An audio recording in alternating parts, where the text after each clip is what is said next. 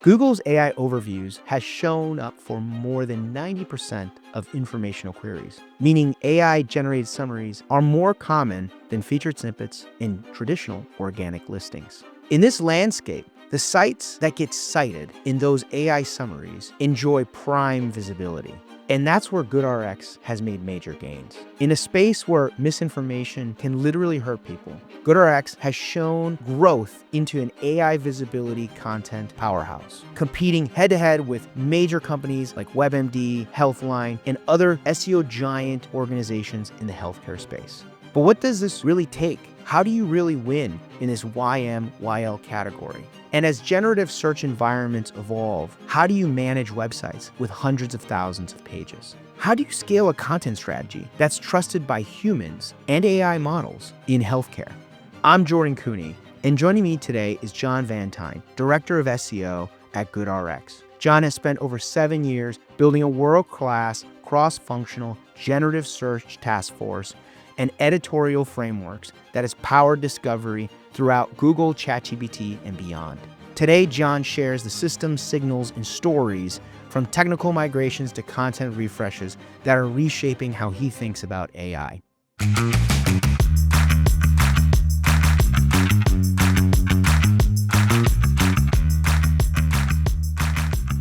John, welcome to the Voices Search podcast. Thanks for having me. So pumped, John, to have you on. I know it's been a probably not the easiest path to getting on this show for you, but I'm so thrilled that you're here with us today. Tell us a little bit about your journey in SEO, how you got to SEO, and then how you're thinking about this current AI universe, this LLM, track as it comes to how you and your team evolve at GoodRx. Yeah, sure. So, I don't think I've ever talked to anyone that has a straightforward path into SEO. It's like, oh, I went to law school and then this thing happened or whatever.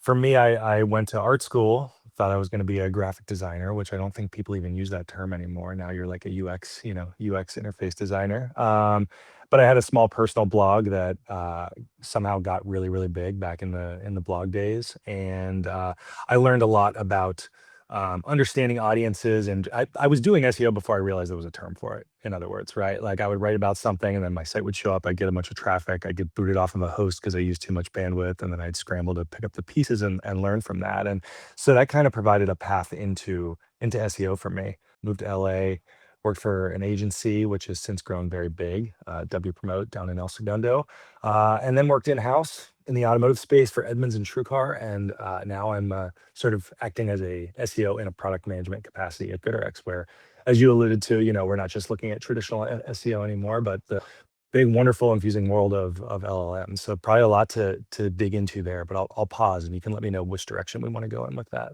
I think this is a really interesting inflection point because what we're seeing in the market is that there's this balancing act that has to happen between UX, good experience, and the signals that you need to put out into the market, and then the subject matter experts and the ability to write really useful content for users. So I'm curious, how are you balancing this, and how are you putting effort into one or the other to be present in AI discovery today?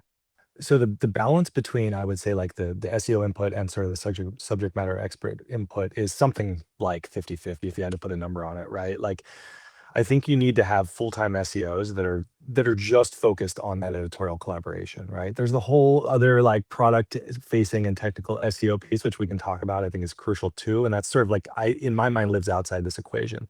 So you have these SEOs, they're embedded with the content teams. But they also have the flexibility and understanding that SEO isn't the only way, right? It needs to be truly collaborative.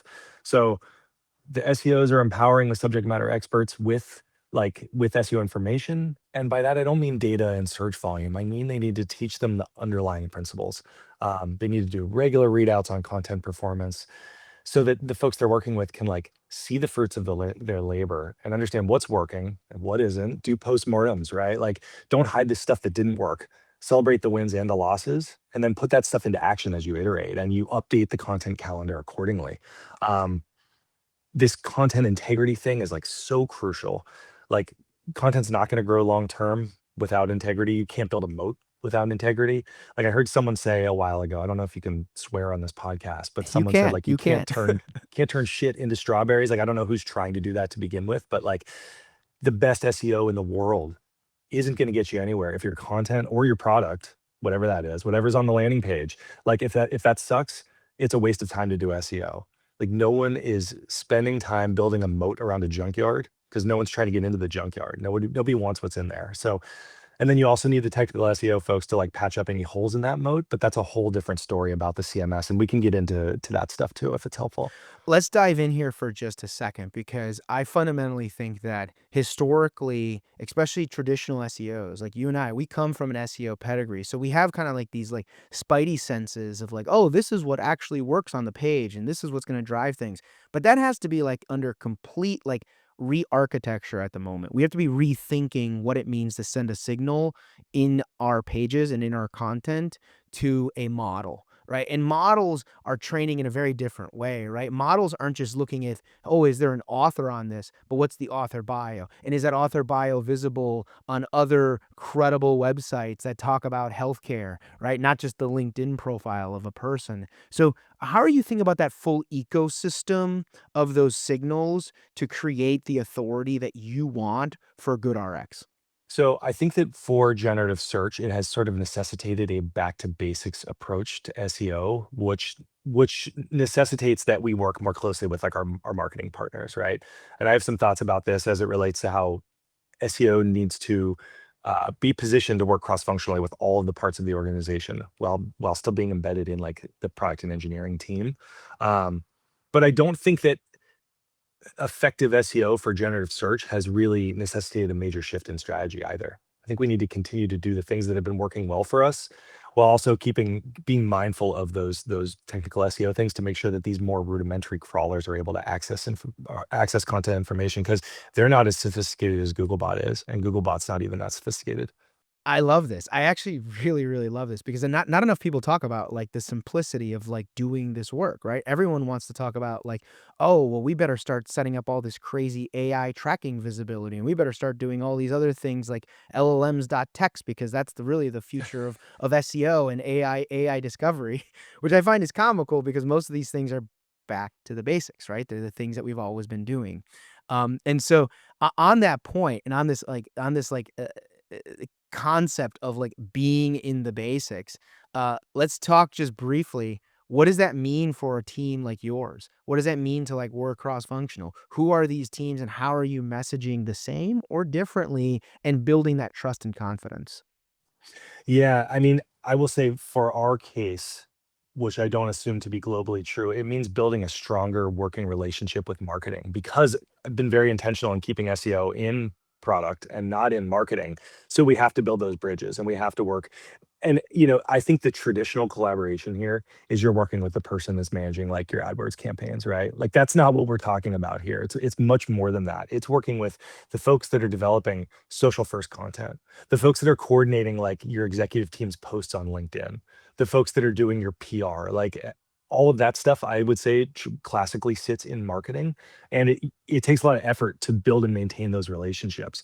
Um, I think that looking at some of the early metrics that we have for monitoring generative search visibility and sharing those and discussing those with these partners is really important. That way, you have sort of a shared goal. Like, hey, when we do these things, it's driving downstream outcomes that look like this, and then working together to make sure that you're checking those boxes.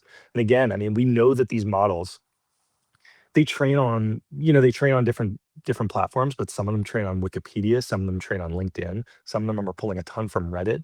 Like a lot of the things that are influencing those platforms are not coming from SEO. They're coming from the marketing team and the content that they're creating. So it's working really closely with them and educating them and showing that you have a shared goal and like I want to help you do your job so that we can get these outcomes down the line. And I'll help report on that and like champion the work that you're doing. Love this. I think this is a great segue to our second real main theme topic here, which is like this is a category that's high stakes, right? We're talking about like the well being of humans, and how are you approaching this effort with these stakeholders to maintain that level of, say, eat authority, right? Like, and I gotta believe, and correct me if I'm wrong on this concept, but like I gotta believe when we talk about these concepts like eat or authority with these marketing stakeholders, conceptually they kind of like are like, okay, that makes sense, but it's not something that they necessarily like boil down to like core like numbers and processes and on-page aspects and like those that's a disconnect, right? Because they're a marketing team and they're either investing money in a paid channel, they're building brand awareness, they're doing something that is functional to their core expertise. How are you translating what we traditionally think of in the SEO world as eat, or even now in the AI discovery world as authority? How are you translating those concepts to these partners to navigate this high stakes category of healthcare? Yeah, I mean, I think at the end of the day, it comes down to just like real user experiences and authenticity. Like that's the thing that we know resonates with our users. And so I think you can kind of sidestep trying to explain the concept altogether when you just say that like users want to hear from other people. They want to hear from, let's say, like you have these sort of these personas, right? Like there's the single mom that has three kids that's trying to juggle two jobs and like put food on the table and afford their kids prescriptions and their own prescriptions. Like that's a real person. Let's hear her story and let's just like put it out there. You don't need to check SEO boxes when you do that. I mean, there are maybe certain parameters that you need to operate within, right? Different platforms have different content requirements and things like that. But with all of that aside, I don't think you need special SEO training to put out authentic content in the ways that's going to resonate with users in the places that they're consuming content, like TikTok. Right. Let's get practical about that. Like social media or user generated or community based content. How are you thinking about those aspects and how they can influence a brand versus like what you own in your owned messaging and content that typically is what you work with in collaboration with these other teams? Is it an outsized impact that's coming from these UGC and social channels, or is it a balancing act of trying to understand that persona's sentiment and need, and how are you thinking about that for your teams? Yeah, I mean, I don't know what the recipe is, right? It's hard to say what the breakdown is right now. I also don't know what like the time to realizing impact is either, because we're still kind of early on with these tools that track it. But look at the search results today, right? There's a new carousel that Google, I believe, recently introduced. It's like what people are saying. Have you seen that Mm. thing around? Mhm. Yeah, I yeah, think yeah. it's kind Yeah. of taking the place of what discussions and forums used to look like, and that's pulling in posts from LinkedIn, it's pulling in TikTok posts, it's pulling in Instagram content, which is now ranking all the time too, right? So Yeah, yeah. it's like, hey, these are slots that we can show up in, or we can not show up there, right? Like SEO can do, we can publish content on our on goodrx.com till we're blue in the face, but these other slots will be occupied by us or our competitors, and that might be YouTube content, right? But like we need to do all the things. We need to show up in all the places as best we can. Great is the enemy of good, but let's just like get started with a few of them and we'll show up in these places and then we'll track them to the best of our ability. But if we really want that like share of voice in all of the slots that Google is giving us, we need to be playing on all of these platforms. And so it's like, again, let's get started somewhere. Let's start putting content out there, testing it out. We don't have to do every single thing perfectly. But that's, I think, has been my guidance, is that like we don't have to come up with the ultimate strategy. Let's just start now and continue to iterate. And so that's where we're at. I mean, I think this is like really a critical inflection point, right? Because if we look at like the past year, so much of this noise in our industry has been isolated on, say, like Reddit or some form of UGC. And that's really difficult to create credibility in a YMYL category, right? Because to your point earlier, you have to have some level of expertise if you're going to talk about cancer, right? It's not like anybody can Right. just go start talking about cancer and what kind of medications you should be taking, or even for that matter, what kind of supplements, which is something that's like, a generally publicly available product, but like, what are those supplements that you should be taking if you're a cancer patient, right? Not necessarily anybody can just go start hacking away at some, Reddit subthread on this topic, at least credibly. And so, Right. that, and I think that's the distinction for most brands. And I think it's funny because we're just coming off of this week where ChatGPT announces ChatGPT Health, where they're really focusing on this vertical and this verticalization. And I'm kind of curious, as you think about AI visibility for a brand like GoodRx, and you think about where that's going, how much of this reality versus vaporware is coming into fruition in how you guys are pushing your own tracking and knowledge of what's happening in AI discovery, and how much of that is how much of that like real hard data are you functionally able to get versus some of this kind of soft data of like we're hitting personas, we're targeting certain segments, we're being very deliberate about expertise and authorship. I'm curious to get your knowledge around the hard tracking versus the soft knowledge that you're sharing with these stakeholders and teams. So I think the interesting position that I've found myself in as an SEO in 2025 and 2026 is that I feel like part of my responsibility is to help folks cut through the hype and focus on what's real, right? I think that like the tech press in a lot of ways acts as sort of a glorified like PR machine for like OpenAI and a handful of other companies. And there's so much hype out there. And this is the stuff that like our leaders are reading, right? Not of any fault of their own, but you fire up LinkedIn and it's all about how jobs are going away because AI is taking over and agentic search does everything you could possibly want it to. And like hold on a second, there's excitement here. This is an exciting technology. Things are changing, but not all of this is true. Like, have you used agentic tools? Some of them are pretty impressive, but like, let's ground ourselves in reality here. And what I think this means in a more practical basis is that I try to make sure that folks understand the data that's available that tells us where our users are actually using today, right? Yeah, some of them are using ChatGPT, but let's be honest, most of them are using Google and they're seeing AI overviews, and the AI overview is where they're experiencing generative search in some capacity. Maybe they get pushed into AI mode sometimes, maybe they go over to Gemini, but like all the data that I'm seeing is that like the vast majority of folks, especially Jordan in our demographic, they're using Google. Maybe they're using ChatGPT a little bit, but it's not at the expense of their Google usage. And so what does that mean? It means that like AI overviews are the battleground. And so like I will highlight search results, specific search results with a screenshot saying, here's this term we really care about.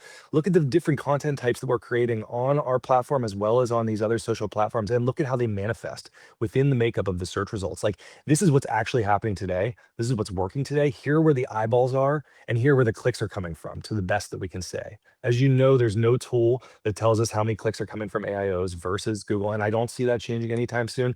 But we have some solid assumptions that we can make. We have some tools that help fill in those gaps a little bit. That is what I'm sharing with leadership.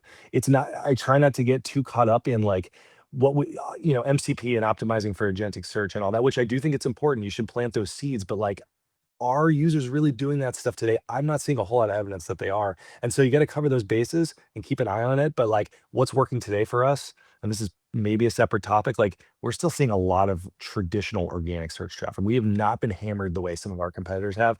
I have some solid theories around why that is, but like if that's working today, why would I put all that away and like try to optimize for like DeepSeek or Perplexity? Like let's look at what's actually happening right now. So that's I kind of absolutely like, love this. and I I try to do love this. all of Yeah. that without coming off as like a maniac. That's the Right. balancing act, is like I take my tinfoil hat off before I jump on Zoom Yeah. with our executive team, and Right. I Right. talk about it slowly and like I don't wave my hands around like a Let maniac. Let's dive into that piece right there because as you're starting to get your aluminum hat shaped here for us, I need to I need to understand like how are you communicating that with leadership? And I fundamentally see a lot of my colleagues and my own teammates or even like other industry leaders in the SEO space struggling with this conversation with CEOs, CMOs, VPs of performance marketing. They're really struggling because they come to them with a giant stack of hype. They slap it on the desk and say, "Have you fixed this for us?" Mhm. How are you navigating that conversation? What's been working for you? What hasn't? Yeah, I mean, the way that I would say the scenario in which I most commonly encounter this is a screenshot from LinkedIn of a growth marketing hacker, someone you and I have probably never heard of before, but they somehow have 50,000 followers. And they're like, "Why aren't we doing this?" Right? It's pretty much what you just described. And I'm like, You're "Well, killing me. this is This is great. their stats are cropped. What happens in 3 months? Like, is that rocket ship still going up into the right? Like, if you Right. expand it out a little bit, oftentimes it's not. If this worked, Yeah. everyone would be doing it. And if this stuff worked, nobody would use Google anymore, right? Because it would be all AI slop in Google. Why would people use Google to find AI slop with ads on it when they could just go to ChatGPT and get their own customized answer instead? So I don't want to go too far down that road, but the way that I navigate that is, I remind them that we're focused on what matters. I back these conversations with data that shows them that, like, okay, traffic is not exploding the way that it was 2 years ago, but here is what, look at the trajectory of our competitors' traffic, the ones that went after every topic under the sun that were chasing the search volume, like they're Mm. down significantly and they're continuing to bleed traffic. We're not. So what we're doing still works. And like my hope is that pointing that out will give them the confidence that I know what I'm talking about and that me and my team are like serving the company well from an SEO perspective, that we're focused on the right things and we're building the right stuff that resonates with users. Because all of the signals that we have internally suggest that we are. Yeah, absolutely. It's so fascinating for you to share that kind of example because so much of that hype cycle is what executives are bringing to the table because there are a lot of unknowns. There's a lot of questions more than there are answers as to how this is evolving and changing, and there is no steady state, right? Like 4 years ago, we all could have said that roughly speaking, Google search results have somewhere between 2 to 4 ads and somewhere between 7 and 8 natural search rankings, and, like, we can't say that anymore because it's a totally different landscape, and so, like, it's like driving by, a shopping mall and not knowing today how many stores are gonna be in the mall. It's a Yeah, very totally. difficult, thing to target, but in any case, I wanna quickly segue here because you brought something up that I think is so unique to our conversation, and that's, you're in an in-house role and you're working within a very high authority category. And I want to really understand the way you're thinking about your team. And my first question is like, what do you name your team now? What is your team? What is this team? Like, and there's so many three-letter acronyms. Basically, the entire alphabet has been boiled down to 3 letters. We've been historically SEO, but now we could be AIO, AEO, GEO. I mean, it's countless at this point. And so what are you calling your team and how are you creating the right narrative of the foundation works, but there is a future to how we're thinking about investing in our efforts? Yeah, I think the answer to both of those 2 points that you made at the end there is the same. And so first of all, I'll say the acronym hasn't changed. I'm still using SEO. I don't plan on changing that, but maybe the E stands for everywhere instead of engine, right? But I Yeah. think the underlying like philosophy is that search volume is not going away. Like there are not less problems to be solved or less questions to be answered in 2026 than there were in 2023 when, before all this generative stuff started. Like the number of humans that are walking around with health problems has not changed. Maybe it's gone up, right?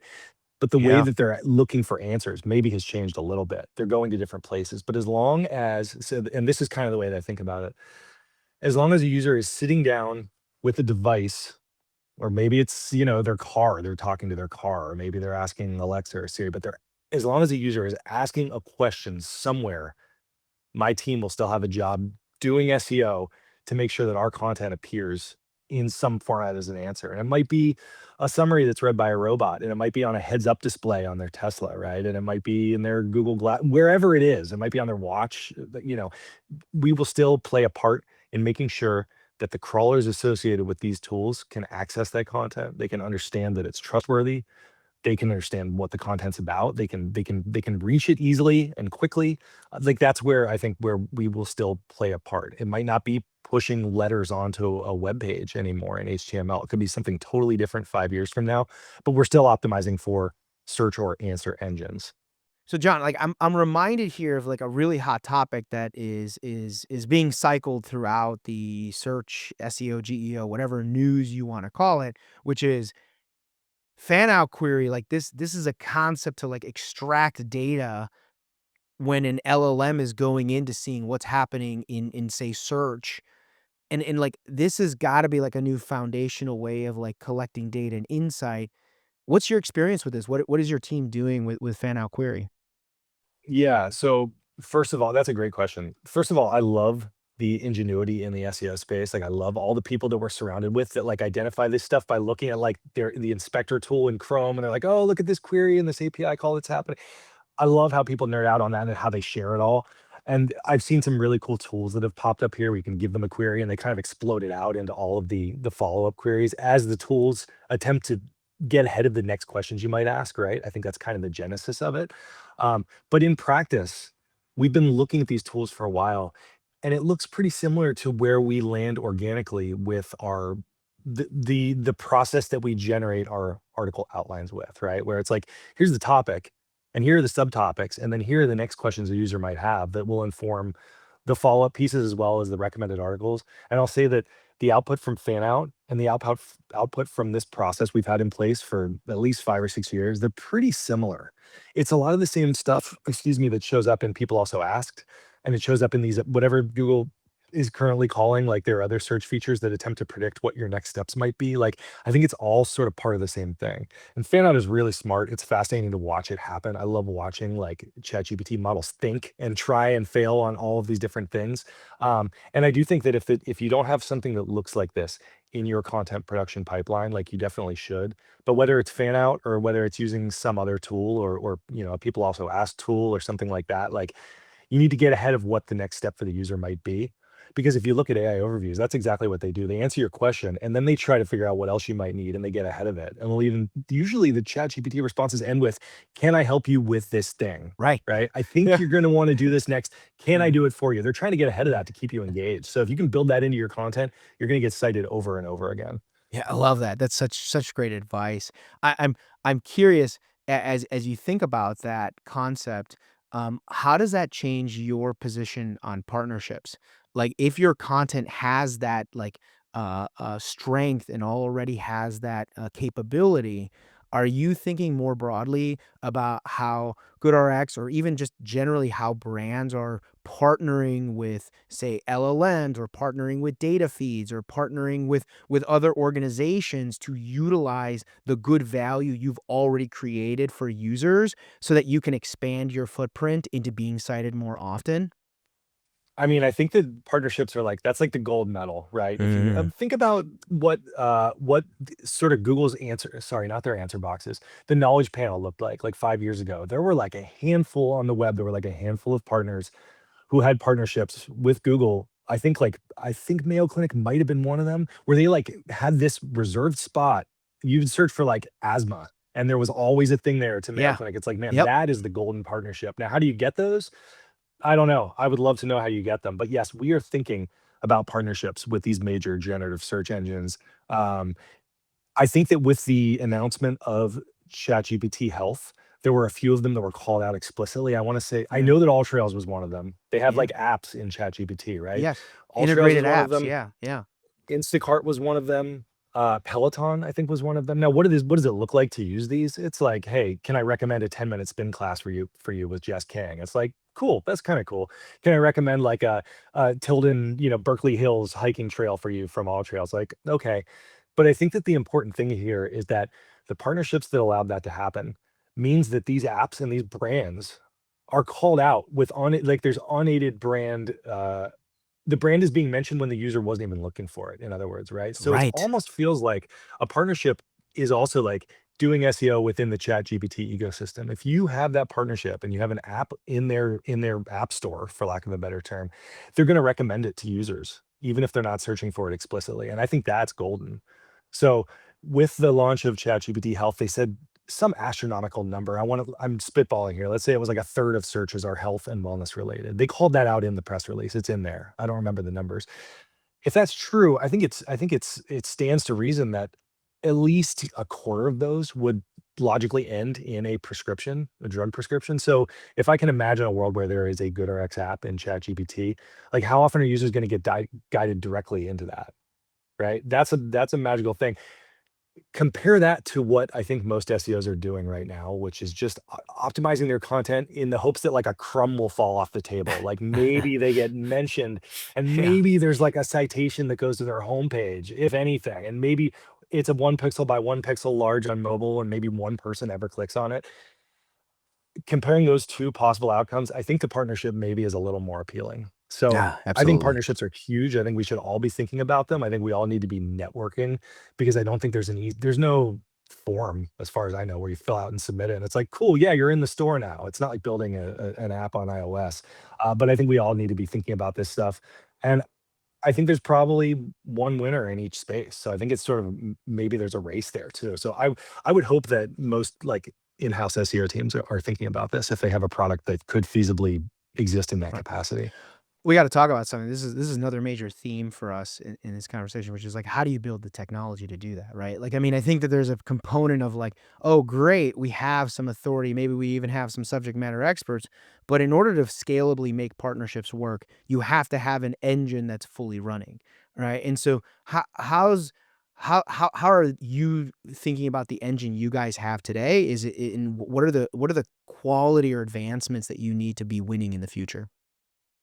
Yeah, I wish I was better qualified to answer that question. I don't have an engineering background. So like I I like am so proud of the people that I get to work with to know how to build this stuff. I don't have any expertise there, but I do know that it's hard to partner on this sort of thing if you're not like in the trenches with those people, right? Mm, And so like in the case of GoodRx, I think it's really important that SEO sits right alongside those people and they're in the same ceremonies and they're road mapping together and they're specking together and they're literally writing tickets together in there and stand up together. Like that's how this happens, and that's how it happens in sort of an SEO friendly way, as it were. And again, I don't mean to criticize any organization where SEO sits in marketing. I'm sure there are some world class SEO teams that are just crushing it in marketing, yeah. but I don't know how often marketing is like sitting right next to the engineers that are working with the SDKs from OpenAI and are actually like building apps and taking on sort of these Right. like I don't want to say skunk works, but these new and emerging projects. Like I don't know if that's happening on an engineering team that's embedded in marketing. And at GoodRx and, like, even, like, some of your most recent wins, like, ho like, you guys have been evolving even your content experience, headless CMS, other investments that really help evolve the way you guys can leverage the right experience for users. Any insight into how that is working today versus how that's gonna work in the later parts of 2026? Mm. That is a really good question, and you're kind of stumping me here. It's so hard to say where this stuff is going to go, right? I mean, there are people that think that users aren't going to read content on websites anymore, and that it's going to be all about Mm, like model text, MCP, and like an agent finding the content for you and reading it yeah, for you. right. I love the old web. I grew up on the old web, as I know you did. Like I love blogs and websites, and so like my passion there leads me to hope that we will continue to publish content in the ways that we always have. But I would say like the technical SEO foundation is at least as important as it was before, maybe more, right? Because my understanding of the crawlers for tools like ChatGPT and Perplexity is that they're not very sophisticated. They don't render JavaScript. Like you need a really, really solid SEO, technical SEO foundation for them to even discover your content, to even find it and understand what it is. So I would say that like your CMS and sort of the underpinnings of your ecosystem are more important now than they ever were before. Otherwise, like these tools they're just not going to find your content. And they're not going to spend all day trying to find it either. Like they will move on. It's expensive to crawl the web. So, Yes. I mean, hopefully these boxes have already been checked for Googlebot, right? Like we've been doing this for a while now. We know that we need to like roll out a beautiful red carpet and say, Googlebot, come this way, and like even sprinkle some treats there so they follow you. Like you got to double down on that for all of the other crawlers, or they're just not going to find your stuff. Or they're going to find it on a scraper site, someone that stole your content, and they're Stole going to your give them content. Yeah, credit yeah, for it. yeah, Like yeah, that's yeah. happening too. And like for GoodRx, right? Like you guys essentially get, medication, drugs, and other things right into a user's hands, right? Like that's the whole purpose or the intent here. I am curious to ask you a question that connects to these like systems and experiences and the technical components, right? Like a lot of belief around LLMs, even within Google and the evolution that Google's going to go through, is this like frictionless world, right? Where it's like, hey, an AI model knows my age, it knows my diet and habits, it's recommending to me certain vitamins or supplements, and now I don't need to go to a website to find it. It just basically matches me and I can instantly check out by just like, putting my fingerprint on something and ta-da, the next day vitamin D pills show up at my front door, right? I didn't add to cart, I didn't go to checkout, I didn't sign up and register, I didn't hand over, whether or not my shipping address is the same as my billable address. None of that stuff had to happen. It was just fingerprint, ta-da, vitamin D pills showing up at my front door. In a frictionless world like that, how are you thinking about your evolution and the organization's evolution of what to do?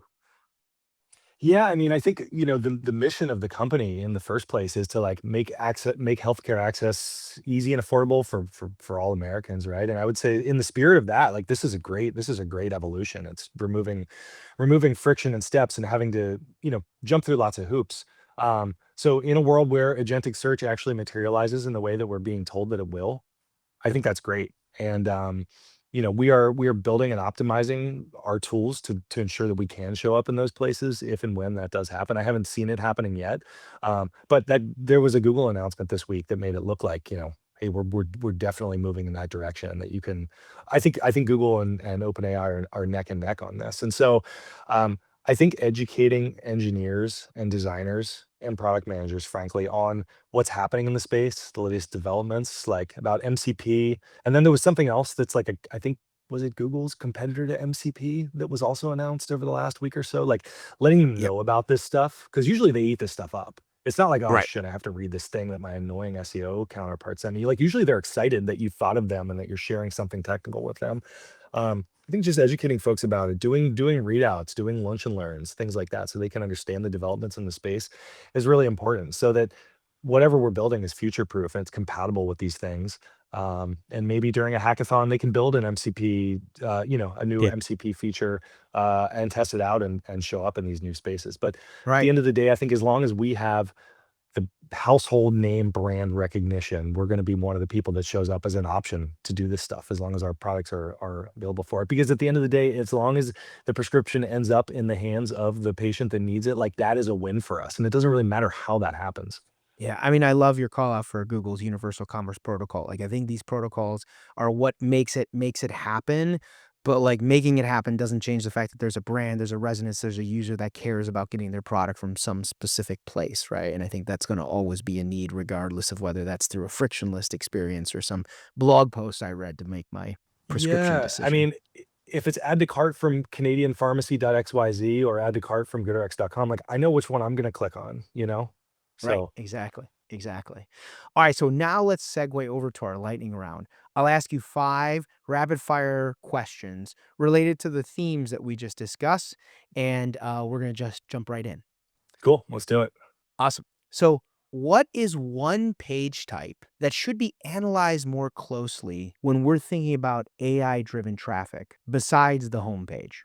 Something resembling an about us page, either about us or FAQ, or some sort of knowledge base that addresses common questions and misconceptions about the brand. Okay, so I'm asking you, like, how often do you think that companies really spell out exactly what it is that they do and how they make money and like what they offer customers? Like, how often do they really do that in plain text, not through a video or images? Like, Not often. I don't Uh, see, yeah. and so as a result I of I this, still go what to I a what lot I of B2B websites, and I'm still confused as to which pricing package I should purchase, you know? Yeah, yeah, it's not Yeah. often that they break it down in plain terms in, like, high school English, like, "This is exactly what we do and why you should use us."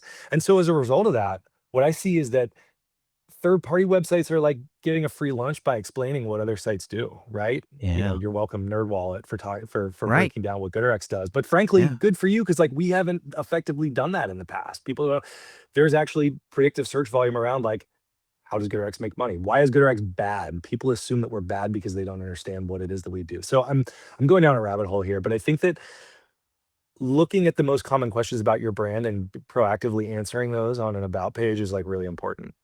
Absolutely. All right, let's jump into our second question here. What's one tactic you've used that might evolve as AI unfolds this year? Again, back to the point around these crawlers being very basic and not being as sophisticated as even Googlebot. I think we might need to double down on internal linking and just making it very, very simple for them to go from the homepage to all the most important pages on the site. And so then what might look like expanded like dynamic link modules. It might look like accordion style, like FAQs with more links in them, things like that. Nothing that a user would never use or click on. Like I think it needs to be useful to the user in order to resonate at all with a search engine. But I think some of this generative search stuff necessitates a back to basics approach and making it very easy for these sites, for these crawlers to make it through your site and find all your stuff. Love it. Okay. What's one hire you recommend for SEO, GEO, whatever you want to call them, teams in 2026? Oh, this is a good one. I hope that every SEO team has the luxury of making any hire in 2026. I Yeah, hope that SEO teams right. are still getting resourced. I love this. This is the positivity Fair that we enough. need, Right, Jordan. right. Exactly. I love that. Um, Yeah. Okay. Well, shouts to Eli Schwartz. I can't say enough about product-led SEO. Like, I think you really need someone sitting in a PM seat doing SEO, right? Like maintaining the SEO roadmap, working with engineers, like literally executing on an SEO strategy that materializes in like real features that are built for users with search engines also in mind. So, if you don't have an SEO sitting in a product role, that would be my choice for 26. For our listeners, what's the one recommendation or signal that they should rely on to guide content updates? To guide content updates. Hmm. Well, I don't think this has really changed with generative search. Maybe we could riff on that a bit, but my take is that it's still just traffic, right? Oh, Was the article getting traffic in Q1? What does it look like in Q2? Did it fall off a cliff? You probably need to change it. It probably fell off a cliff for a reason, right? right. Like who took its place? Go back and update the content. I mean, co without getting too into it, content updates are so powerful. It is amazing consistently how just going in and changing a few things to make sure that the latest information is in there can cause not just a return to traffic, but also like even more traffic than the article ever saw before. So just look at the content and have tools that will ping you when something falls off. Yes. Love it. What's the most overlooked message to leaders and executives when they're asking about AI discovery and search? Oh my God, this is easy. The most overlooked message is, are our users actually using these tools? Usually, I feel like as SEOs, we have this tendency to jump to the answer and jump to the action without thinking about like the question behind the action. Like, first of all, our users are our people, are our customers using ChatGPT, right? Rand Fishkin has a great tool that speaks to this. So that's one step. But then also like, are those tools even recommending websites for the queries that we might optimize for? Fire up incognito mode, open ChatGPT, and start asking some questions. Like, are they even? There are responses that don't have any links in them at all, Right. right? So like, I think those are Yeah. two important steps that sometimes get looked past in favor of just checking the box and executing on a roadmap. We need to start with like some simple questions first. Love that, John. Excellent advice. And that wraps up this episode of the Voices of Search podcast. A huge thank you to John Vantine, Director of SEO at GoodRx, for joining us. If you'd like to contact John, you can find a link to his LinkedIn profile in our show notes or on thevoicesofsearch.com. You can also visit his company website, goodrx.com. If you haven't subscribed yet and would like a daily stream of SEO content marketing knowledge in your podcast feed, hit the subscribe button in your podcast app or on YouTube, and we'll be back in your feed each week. Okay, that's all for today, but until next time, remember, the answers are always in the data.